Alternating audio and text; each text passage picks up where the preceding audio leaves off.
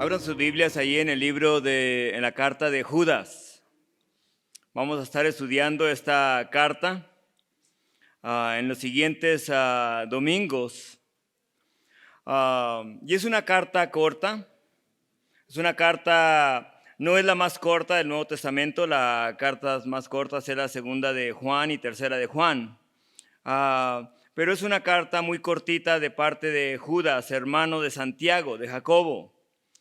Leí sobre una historia de un pastor que se alistaba para la predicación que daría ya en unas horas en el domingo.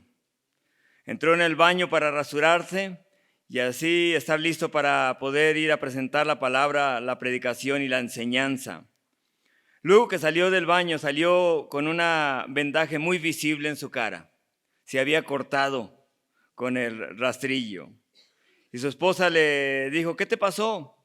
Le dijo ella. Y él le contestó, me corté al estarme rasurando mientras me concentraba en el sermón que iba a dar este domingo. Y ella le contestó, mi querido esposo, lo que deberías de haber hecho es estar concentrado en rasurarte mientras cortabas tu sermón. Y así que Judas da un mensaje bien corto, que esa carta donde quiera que llegaba, podía llegar ahí a cualquiera de las iglesias y en un domingo se podía enseñar toda esta carta. Eso esperaba hacer en cuanto a esta carta de Judas, hermano de Santiago. Solamente son 25 versículos, 613 palabras. Y es una de las cartas más cortas del Nuevo Testamento. Judas, quien era hermano de Santiago, la carta que ya acabamos de terminar hace el domingo pasado, hermanos de sangre. No se llama hermano de Jesús, igual que Santiago tampoco se llama hermano de Jesús, dice, sino siervo de Jesucristo. Así que vean ahí el versículo 1 de Judas. Judas, siervo de Jesucristo y hermano de Jacobo, a los llamados santificados en Dios Padre, santificados en Dios Padre y guardados en Jesucristo. Si recuerdan, Judas era medio hermano de Jesús, hermano de una misma madre. Solamente ellos, Judas, Santiago y sus hermanos y sus hermanas, eran hijos de José. Jesús fue concebido por el Espíritu Santo siendo María virgen. Así que estos hermanos se convirtieron de ser escépticos hacia Cristo Jesús, pues dice que ni aún sus hermanos creían en Él. ¿Y qué es lo que permitió que se convirtieran? La resurrección de Cristo Jesús. Ellos miraron a su hermano, entre comillas, ¿no? A su hermano que fue encarnecido, clavado, traspasado, destrozado. Lo miraron y después lo miraron resucitado. Y dijeron, sí era quien decía ser. El Cristo vivo es el que transforma las vidas nuestras. Así que cambió la resurrección el corazón de estos hermanos, de toda esta familia. ¿Quién después de ver a un ser que fue tan encarnecido y verlo vivo, dudaría que es el Hijo de Dios? Nosotros por fe hemos creído en Cristo Jesús, amén. Él está vivo entre nosotros y a pesar de cualquier dificultad creemos en Él.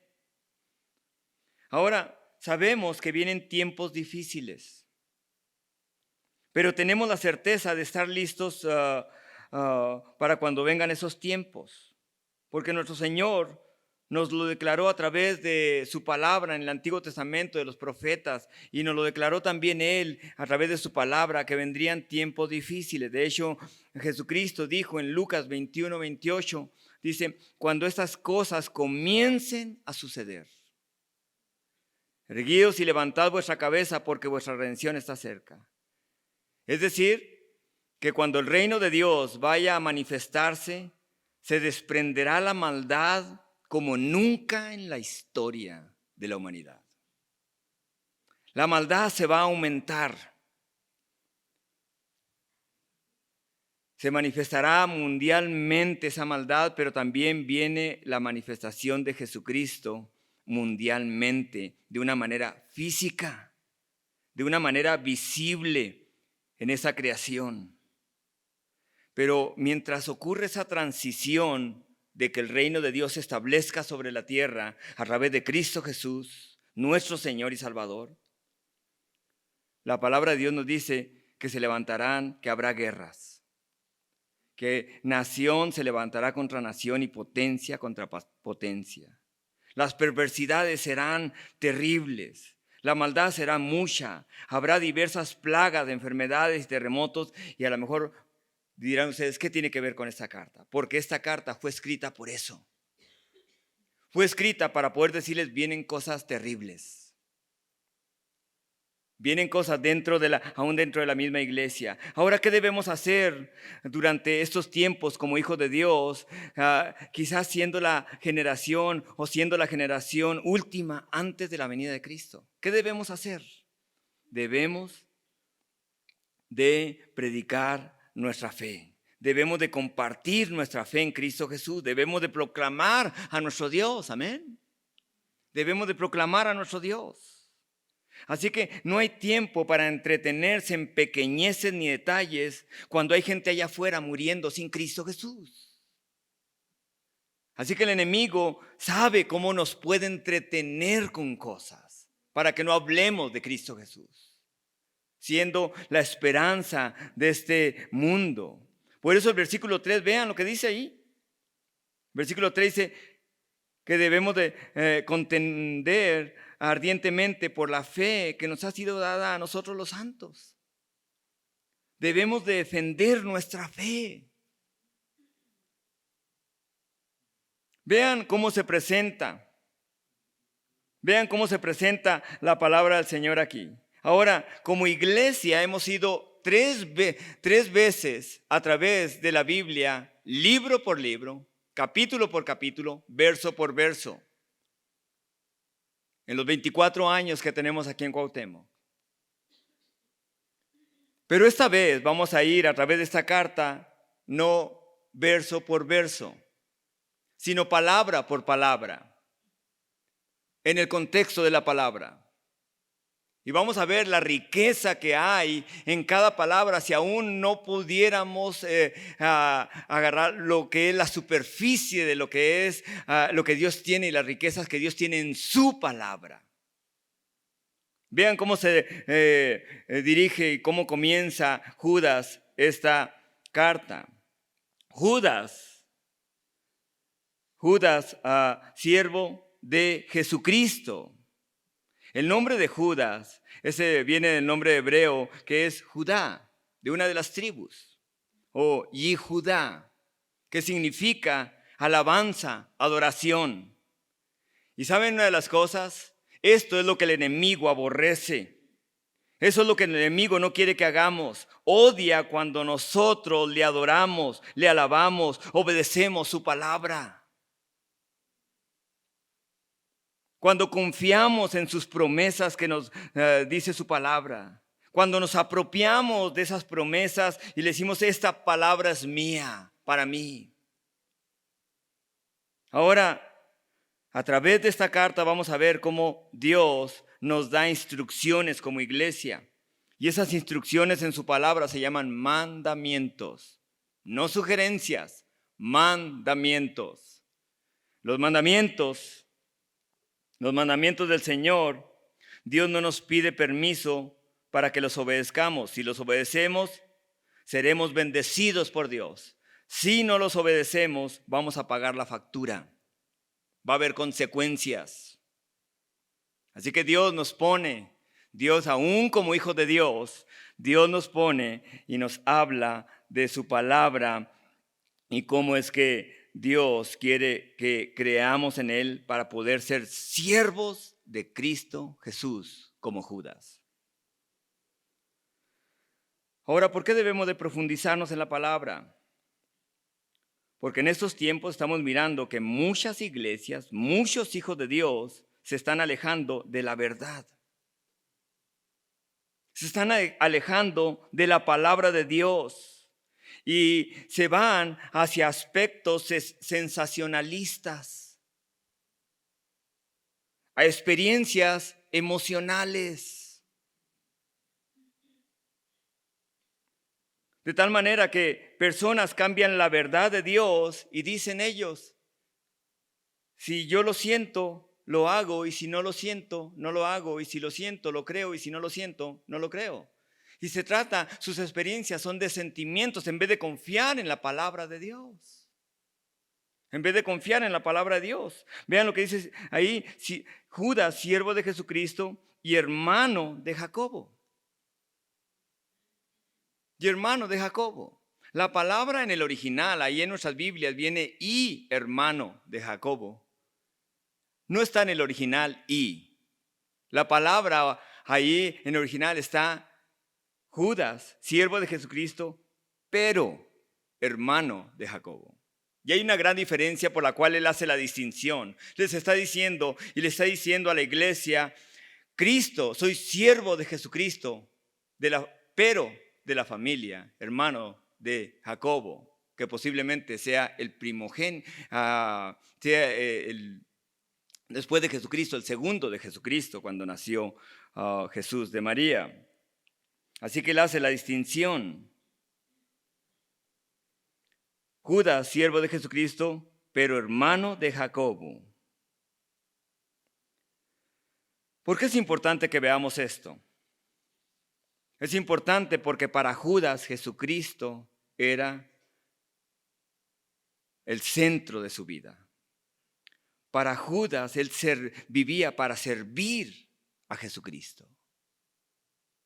Ellos miraron a Jesús muerto, colgado en una cruz, destrozada su carne, y ahora lo ven vivo.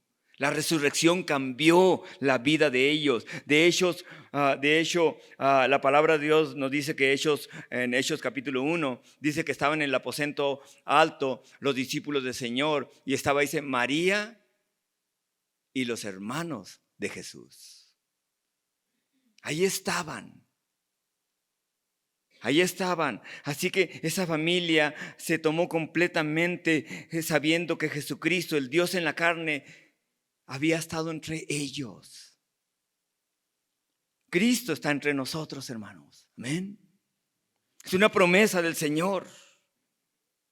Y Santiago se encarga de servir al Señor. Y cuando servimos al Señor, o quiere decir ministramos al Señor, no se van a cansar de servir a Dios. En Hechos capítulo 13 dice la escritura que estaban Bernabé y Saulo sirviendo en la iglesia de Jerusalén. Dice, ministrando estos al Señor. La palabra ministrar quiere decir sirviendo estos al Señor. ¿Cómo servían estos al Señor? Servían al Señor a través de las personas que estaban ahí. Y dice, y ayunando, dijo el Espíritu Santo, apartadme a Bernabé y a Saulo para la obra que los he llamado. Entonces, habiendo ayunado y orado, les impusieron las manos y los despidieron. Quiere decir, ellos ministraban al Señor. Cuando ministramos al Señor y cuando Jesús es nuestra prioridad, el número uno en nuestras vidas, no nos vamos a cansar de servir a Dios, hermanos. No nos vamos a cansar de servir a Dios. Y aquí vemos a dos hermanos, hijos de una misma madre, siendo usados por Dios para proclamar el reino de Dios. Dios nos ha mandado proclamar el reino de Dios, amén. Si hacemos cualquier otra cosa, pero no presentamos a Cristo Jesús, perderemos la oportunidad de poder presentar el mayor mensaje que Dios nos ha confiado, el evangelio de Cristo Jesús. Vean, no solamente Judas, siervo de Jesucristo y hermano de Jacobo. ¿Qué dice ahí enseguida? ¿A los qué? A los llamados. Vean primero cómo se dirige a ellos, a los que son llamados, aquellos que han respondido al llamado de Dios. Aquellos que a través del Espíritu de Dios han sido sensibles al escuchar al Espíritu de Dios y ser dirigidos hacia aquel que los puede salvar. Dios no solo nos ha llamado para ser salvos, sino también nos ha llamado para poder servirle, para cumplir su propósito, su plan a través de nuestras vidas en ese servicio diario hacia Él. Es un servicio hacia Él, amén. Cuando usted hace algo hacia las personas y la persona no le va a agradecer, se va a sentir frustrado porque lo está haciendo para las personas, no para Dios. Pero cuando lo hace para Dios, no se va a cansar. ¿Por qué? Porque sabe que es una oportunidad de servir a Dios a través del cuerpo de Cristo, o donde quiera que esté. Muchos de los hijos de Dios pudieran sentirse frustrados, porque aunque son salvos, no tienen un servicio, una administración hacia Dios. Dicen, no, pues yo soy salvo, pero pues nomás voy a la iglesia, me regreso, no, rara vez le hablo a alguien más de Cristo. Escuchen esto. A lo mejor dirán, pastor, yo un día le entregué mi vida a Cristo. Yo le sirvo no le sirvo todavía. Hace años que le entregué mi vida al Señor, pero no le sirvo. Si usted no está sirviendo a Dios, si no está sirviendo a tu Dios, a tu Cristo, quien dio su vida por ti en la cruz del Calvario, entonces no eres un discípulo de Cristo. No eres un discípulo de Cristo. No eres su siervo, ni Él tu Señor. Tú diriges tu vida, no el Señor. Quizás has hecho una decisión de arrepentimiento y ahora eres salvo.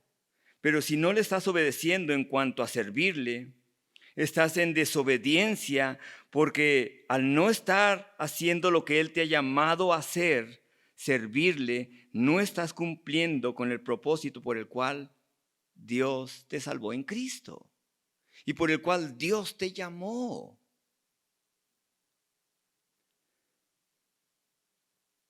Jesús nos ha salvado con un propósito, con un plan para cumplir en esta vida. Por lo tanto, tú eres llamado para servirle. No solo somos llamados, sino, vean ahí mismo el versículo 1. Somos santificados ¿en quién? Santificados en Dios Padre.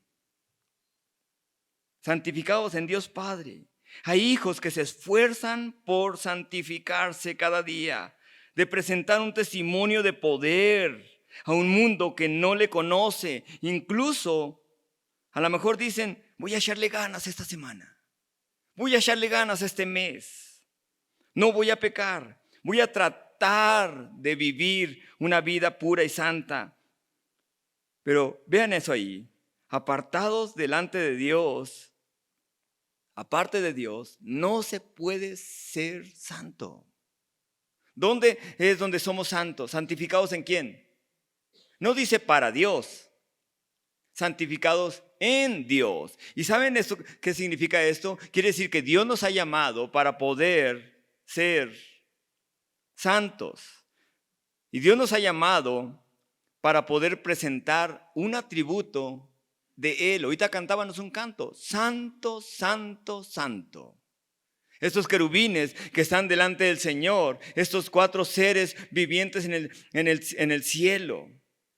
Dice que noche y día alaban al Señor diciendo, santo, santo, santo es el Dios creador del universo. Así que la santidad es un atributo divino, poderoso, sobrenatural. Y no hay santidad sin poder pasar tiempo con Dios. Así que cuando usted se esfuerza para no pecar, o nos esforzamos para no pecar, y luchamos en ese aspecto, quiere decir que no caminamos, nos estamos esforzando nosotros. Y la santidad es algo natural cuando se camina con el Señor. Ahora hay algo poderoso cuando hay alguien se aparta para el Señor. La santidad tiene poder. Hemos sido salvos para servirle. Y como un hijo, una hija de Dios, será muy naturalmente poderoso ver un atributo delante en su vida como testimonio por solo pasar tiempo hablando con Dios. Por eso yo no creo que Dios bendice denominaciones completas. Dios bendice al siervo y sierva de Dios que se humilla delante de Él y busca su presencia. Los discípulos, ¿qué le dijeron los discípulos a Jesús? Enséñanos a predicar, enséñanos a echar demonios, enséñanos a poner las manos sobre los enfermos y para que sanen. No, ¿qué les dijo? Enséñanos a qué. A orar. Jesucristo pasaba tiempo con su Padre. No pasaba un día sin pasar tiempo, siempre lo miraban hablando con Dios. Igual jóvenes que están aquí, pasen tiempo hablando con Dios. Adultos que están aquí, parejas, pasen tiempo hablando con Dios. Porque a través de ello serán santificados en Dios Padre, apartados para Dios. Así que el llamado siempre vendrá con un propósito, con un fin: manifestar una de las características de Dios, santidad. Así que la iglesia, entre más tiempo en los últimos tiempos en los que vivimos, ¿saben qué? Lo menos que se va a hacer es buscar la santidad de Dios. Buscar la santidad personal, buscar la santidad en el matrimonio, buscar la santidad en la familia, aún dentro de las congregaciones. La santidad debe ser uno de los atributos que marque la vida, donde pueda decir: he sido apartado para la gloria de Dios.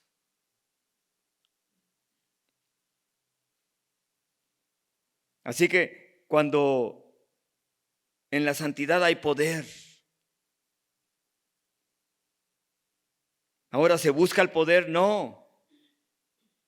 Cuando Pablo llegó con el evangelio a la región de Corinto, en esa ciudad, con tanta perversión, con tanto pecado de toda clase, con tanto desorden en la vida social, familias, problemas interpersonales, laborales, a tal grado que después de que recibieron el evangelio, ellos quisieron seguir con el desorden que vivían antes, traerlo a la iglesia, y cuando entraban en la iglesia era un desastre en la iglesia. Todos hablaban en lenguas al mismo tiempo, se caían personas. Atribuían todo eso a las cosas que el Espíritu de Dios no estaba haciendo. Vivían en pecado. Había una desunión tremenda. Conflictos de toda clase. Y Pablo les habla y les dice que cuando llegó a ellos, ahí en 1 Corintios capítulo 2, les dice: y ni mi palabra ni mi predicación fueron con palabras persuasivas de humana sabiduría. No vine a ustedes con unas clases, les dijo, con ideas de hombres, sino les dice,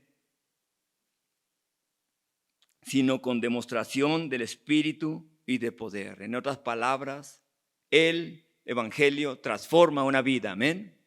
Transforma la manera en que hablamos, transforma la manera en que pensamos, transforma, y esa transformación viene a través de tener esa relación íntima con Dios Padre a través de Cristo Jesús. Entonces la santidad va a ser muy natural, muy natural.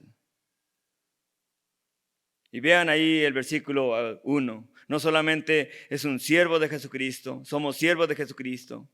Somos llamados por Dios y hemos respondido a ese llamado, y en ese llamado a tener una relación íntima con nuestro Padre Celestial, somos santificados, pero también guardados ¿en quién? En Jesucristo, guardados en Jesucristo. Esta es una seguridad, wow, es una maravillosa seguridad de nuestro Dios. Soy salvo en Cristo Jesús. Y si hay un lugar donde estamos seguros, es estar en Cristo Jesús, amén. Estar en Cristo Jesús. Así que cuando Él nos llama a venir a Él, es para ser salvos y nos arrepentimos de nuestros pecados. Es decir, que los hijos de Dios, ahora, quienes son santificados en su relación personal con Dios a través de Cristo Jesús, Dios los guarda hasta la venida de Cristo. El que ha comenzado la buena obra será fiel ¿en qué? En terminarla. Es una promesa de Dios. Y nosotros lo único que tenemos que hacer es estar con Cristo Jesús, es tener una relación con nuestro Salvador Jesucristo diariamente. Para presentarnos entonces un día, nuestro Salvador nos presentará como vivo de entre los muertos. No solo a este mundo, sino a las mismas tinieblas, a los seres que estando en la luz, en la eternidad, estando en la eternidad y en la santidad de Dios, dejaron su lugar, como lo vamos a ver en esta carta. Vean lo que sigue diciendo ahí. En Juan, el Evangelio de Juan, capítulo 17, les dice el Señor, aquella oración que el Señor Jesucristo hace, dice, cuando estaba con ellos en el mundo, yo los guardaba en tu nombre, le habla a su Padre, Jesucristo. A los que me diste, yo los guardé, y ninguno de ellos se perdió, sino el hijo de perdición, para que se cumpliese la escritura. Pero ahora voy a ti, y hablo esto en el mundo, para que tengan mi gozo cumplido en sí mismos. Yo les he dado tu palabra, y el mundo los aborreció, porque no son del mundo, como tampoco yo soy del mundo. No ruego que los quites del mundo, sino que los guardes del mal. ¿No es cierto que vivimos tiempos oscuros? Pero entre más oscuridad hay, la luz brilla más. Amén. Es donde los hijos de Dios, los hijos de luz, los hijos del reino a través de Cristo Jesús, debemos de brillar más. Y vean, el Señor dio esa promesa: nunca te voy a dejar ni te voy a abandonar. Él nos va a guardar en Cristo Jesús. Somos guardados en Cristo Jesús.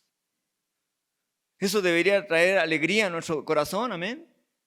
Alegría, gozo a nuestro corazón. Vean el versículo 2. Misericordia y paz y amor os sean multiplicados. Misericordia. ¿Qué es misericordia? Dios te ha llamado, te ha santificado, te ha salvado para que le sirvas, y ahora te está guardando en Cristo Jesús. Y ahora debes ser un recipiente de su misericordia. Somos recipientes de su misericordia. Si hay un lugar donde debe manifestarse la misericordia de Dios, es en aquellos que hemos recibido el perdón de Dios a través de Cristo Jesús. Vemos hoy en día grupos de personas usando a sus hijos para propagar el odio, la muerte. Los que deberían de ser recipientes de su misericordia. Los que deberían de ser recipientes de su misericordia aborrecen y tratan de exterminar a etnias completas. Ya sucedió esto antes. El país de Yugoslavia, etnias completas deshechas. Primero los dividieron entre etnias. Hasta hoy en día pagan las consecuencias. ¿Por qué? Porque se piensa en una ideología política en vez de lo que es el reino real de Dios. Ahora, ¿recuerdan aquella mujer que fue traída ante Jesucristo para poder ser apedreada? El mundo decía, apedréenla. Es lo que nos dice hoy el mundo. Debes estar a favor de esta ideología, a favor de esta otra. El reino de Dios es completamente diferente. Dios mostró misericordia a aquella mujer. El Dios en la carne mostró misericordia a través de aquella mujer que le traían para ser apedreada. La iglesia de Cristo debe ser completamente diferente. Deben de ser los seres, los hijos de Dios, que manifiesten el amor de Dios a través de Cristo Jesús, la misericordia. No dejen que las influencias del mundo nos influyan en nuestra nueva criatura que somos ahora en Cristo Jesús. Ahora, quiero que noten cómo es que la misericordia de Dios trabaja en los hijos de Dios con un propósito. Vean ahí mismo, el versículo 2. La misericordia debe de traer ¿qué? Paz. Ese es el propósito. Ese es el propósito. El odio no va a generar unidad. El resentimiento, el rencor no va a generar unidad, paz. ¿Va a generar qué? Más odio. Así que el Señor nos llama para ser sus siervos y nos ha llamado para que tengamos ese llamado y en ese llamado podamos apartarnos para que el mundo vea la diferencia de santidad que solamente tenemos a través de una relación íntima con nuestro Padre a través de Cristo Jesús, donde somos guardados para Él. Y donde no solamente somos guardados, donde ahora somos los recipientes de Dios en el reino de Dios, que es diferente completamente al reino del mundo y de las tinieblas de oscuridad, para poder manifestar su misericordia, que trae ¿qué? Paz. Trae paz. La iglesia de Cristo debe ser completamente diferente. Y la misericordia es traer paz, es el resultado de ser misericordiosos. La misericordia no es algo de nosotros. ¿Viene de quién? De Dios. Vean el contexto ahí mismo en ese versículo 2. Misericordia, paz y amor os sean multiplicados. Misericordia, paz y amor sean multiplicados. En nuestras Biblias, multiplicado está en plural. Amén. Está en plural. En el original no está en plural. Está en singular. Así que no está hablando de tres aspectos que se multiplican. Está hablando solamente del amor que es multiplicado. Y cuando el amor de Dios, cuando mi amor hacia Dios se multiplica, cantamos un canto en veces y decimos, ¿qué es? Más amor, más poder, ¿más de qué? De ti en mi vida. Ya Dios lo dio todo, a lo mejor podemos decir. Ya Dios no va a dar más amor, pero el amor de Dios sí se multiplica en nuestras vidas. Sí se multiplica en nuestras vidas cuando decidimos, escuchen esto, cuando decidimos ser los recipientes de esa misericordia. Y entonces la misericordia, al tener amor por Dios, la misericordia va a ser muy obvia hacia los demás. Va a ser muy natural hacia los demás. La paz va a ser el resultado de haber sido misericordiosos con los demás.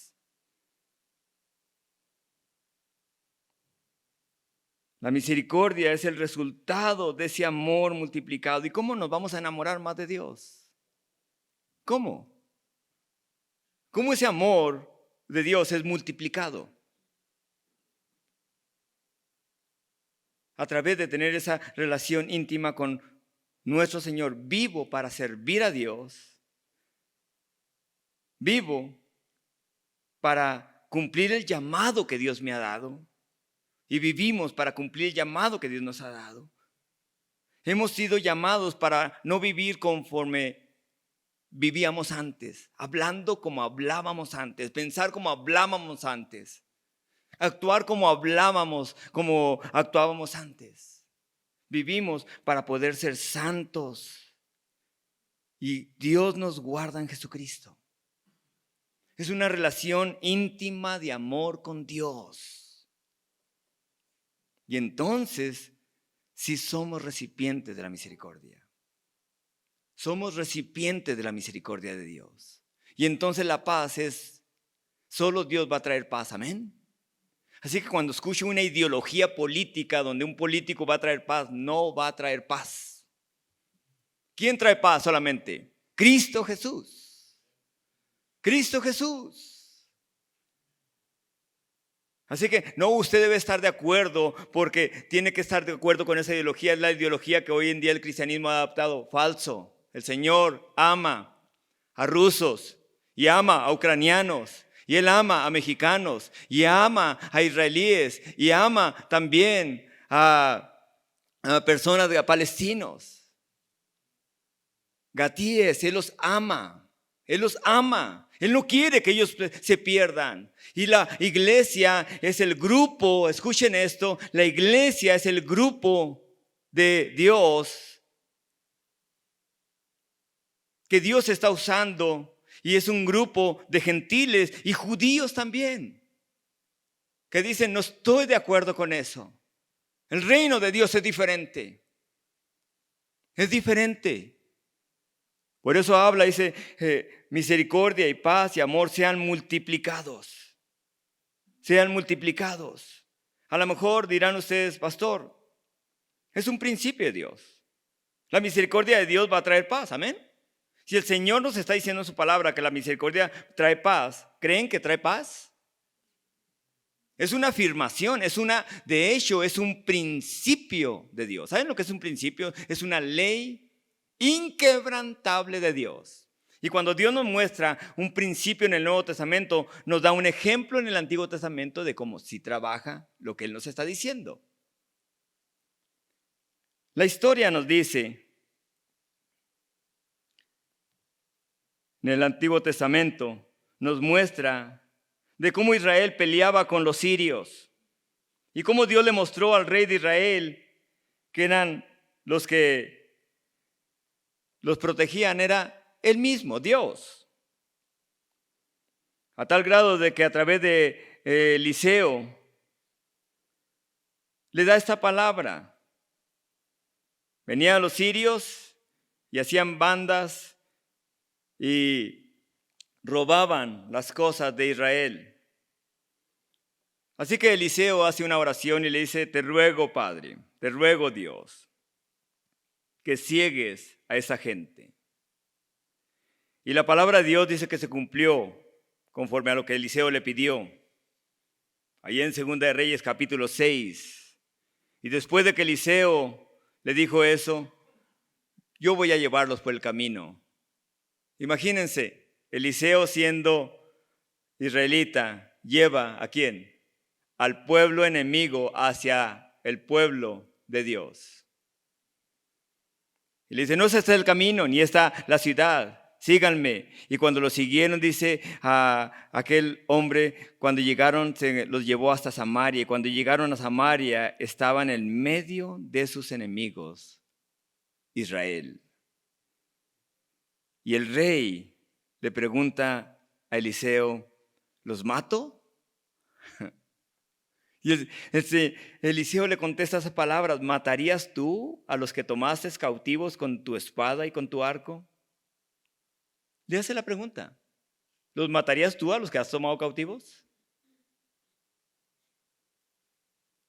Pon delante de ellos pan y agua para que coman y beban y vuelvan a sus señores. Y dice lo que hicieron ellos. Entonces les preparó una gran comida, y cuando habían comido y bebido, les envió, y ellos se volvieron a su señor. Y nunca más vinieron bandas armadas de Siria a la tierra de Israel. La misericordia trajo paz a Israel por muchos años. La misericordia cambió todo. ¿Cómo alguien que no tiene a Cristo puede mostrar misericordia a los demás?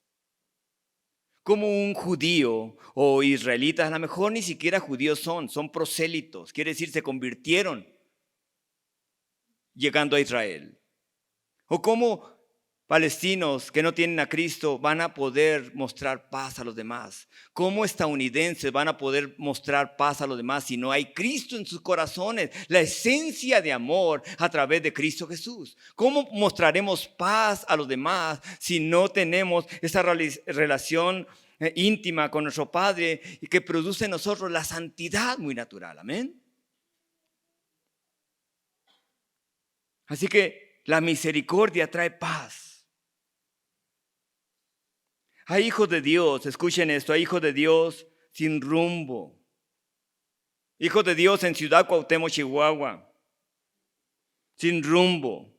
No saben el propósito de Jesús en sus vidas, del llamado que Dios les ha dado, de la santidad que Dios les ha dado, de que viven para servir al Señor, de que son recipientes de la misericordia y la paz y el amor de Dios. Y viven frustrados, diciendo, pues nomás vivo cada día, pero no hay un propósito. El propósito para nosotros es que otros lleguen a ver que somos siervos de Dios. ¿Dónde? Donde quiera que estamos. En los siguientes meses miraremos y estaremos yendo a algunos lugares apoyando a nuestro hermano Beto y Ale, en un lugar donde ministran. No queremos solamente estar aquí encerrados y decir aquí yo estoy aprendiendo la palabra de Dios. Queremos llevar a cabo nuestro amor hacia Dios al servicio. Queremos que eso sea ese siguiente paso que tenemos que dar como iglesia. Decir, Señor, no puedo estar nomás ahí, llegar, sentarme, irme, llegar, sentarme, irme. Señor, vivo con un propósito, especialmente en esta última generación en la que vivimos.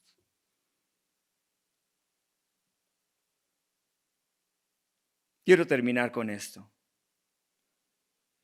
Es el amor de Dios que trae transformación en santidad. Amén. Un día Dios decidió mostrar ese amor a nosotros a través de Cristo Jesús. Porque de tal manera amó Dios al mundo que dio ¿qué? A su Hijo unigénito. Dios manifestó ese amor a través de su Hijo en la cruz del Calvario. Y a través de ese amor que nos mostró, ahora somos recipientes de su misericordia que trae paz. Y ese amor se multiplica en nuestras vidas al obedecer su palabra. No mis sentimientos, no mis emociones. Lo que dice su palabra.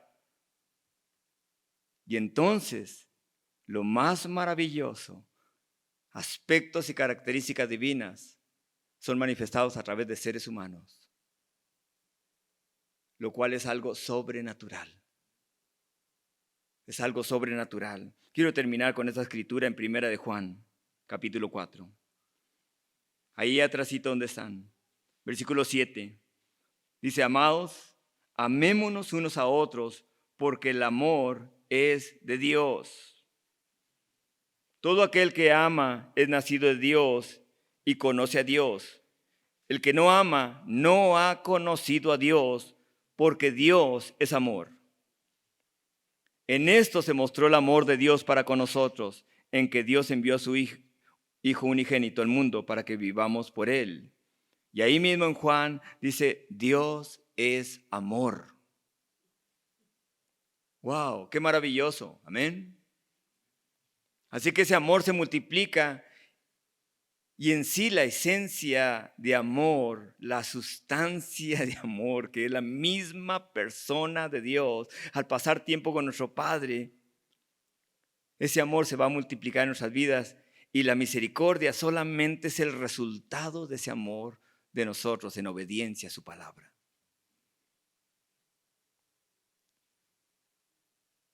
Así que no esperemos que un gobierno traiga paz con odio. No esperemos eso. No esperemos que algo político establezca la paz. El anticristo va a establecer la paz a través de ¿qué? De la guerra.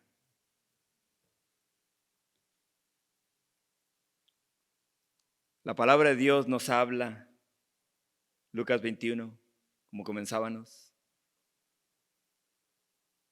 Cuando vean esas cosas acontecer, levanten su cabeza, porque su redención ¿qué? Está cerca. Y se levantará, dice, nación contra nación, potencia contra potencia. Y habrá enfermedades de diversas clases, terremotos. Lo miramos, ¿verdad? Hace unos días, a lo mejor nosotros no lo sentimos, pero lo que es la parte de Ojinaga, tembló 5.9. Habrá cada vez más temblores. Habrá cada vez más señales sobrenaturales. No quiero decir que, pero vean lo que sucedió en Brasil. En Brasil decidieron burlarse de Jesús y es impresionante lo que vino hacia el país. Acapulco igual forma. Gloria a Dios por aquellas iglesias que dicen, voy a ir y a hablar de Cristo Jesús. Carnaval de Acapulco, ¿no? Burlas completamente hacia Dios.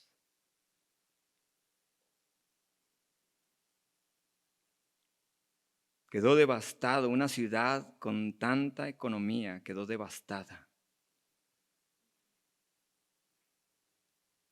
Dios no puede ser burlado. Lo que el hombre siembre, ¿eso qué? Cosechará. ¿Qué es lo que nos habla Dios aquí? Dios nos habla esto. Somos siervos, llamados, santificados en nuestra relación con nuestro Padre a través de Cristo Jesús. Guardados en Cristo Jesús. Somos el recipiente de su misericordia que trae paz. Y somos el recipiente donde Dios multiplica ese amor hacia un mundo que no tiene y que lo natural no es la misericordia. Amén. Padre Celestial, le doy gracias. Gracias por Cristo Jesús. Gracias, mi Dios, por su palabra. Gracias, mi Dios, porque usted obra de una manera especial, Señor, en nuestras vidas, en nuestros corazones. Señor, le queremos agradecer por habernos escogido. Usted nos llamó y solamente nosotros respondimos. No lo escogimos nosotros a usted, usted nos escogió primero. Y si hay un lugar donde estamos seguros es en la persona que el Señor dio su vida por nosotros, su Hijo que dio su vida por nosotros en la cruz del Calvario. No hay lugar donde se manifiesta el mayor amor hacia la humanidad que la cruz del Calvario. Padre Celestial, gracias. Gracias, mi Dios, por su palabra. Gracias, mi Dios, porque a través de ella, Señor, queremos obedecer su palabra. Queremos proclamarlo a usted, Señor. Ayúdenos a servirle donde quiera que estemos, sea en nuestra casa, sea en la calle, Señor, sea en la iglesia, sea en los trabajos, mi Dios, que usted le ha dado a cada uno de los que están aquí son siervos suyos, misioneros suyos, ahí donde los ha puesto. Ayúdenos a alcanzar a otros para su reino, para que otros puedan tener la paz, puedan escuchar el llamado que usted tiene para ellos, puedan ser santificados y puedan ser el recipiente de misericordia, Señor, como usted lo ha hecho en nuestras vidas. En Cristo Jesús nuestro Señor. Y así con sus rostros inclinados, si hay alguien en esta mañana que no tiene a Cristo, no se vaya sin Cristo. Quizá Dios lo ha traído aquí y dirá, ¿por qué estoy aquí? Estás aquí, si no tienes a Jesús, estás aquí para poder recibir a Jesucristo en tu corazón y ser salvo. Dios te está llamando para que puedas ser salvo. No te voy a decir qué oración hagas, porque sé que eso no es una fórmula. Pero si te arrepientes de Cristo Jesús, te arrepientes de tus pecados y recibes a Jesucristo como tu Señor y Salvador, si te arrepientes de todos tus pecados y recibes a Jesucristo como Señor y Salvador, eres salvo. Así que ahí donde estás, con tus palabras, ahí en voz baja, dile al Señor que te arrepientes de todos tus pecados y recibes el amor de Él que demuestra a través de Cristo Jesús.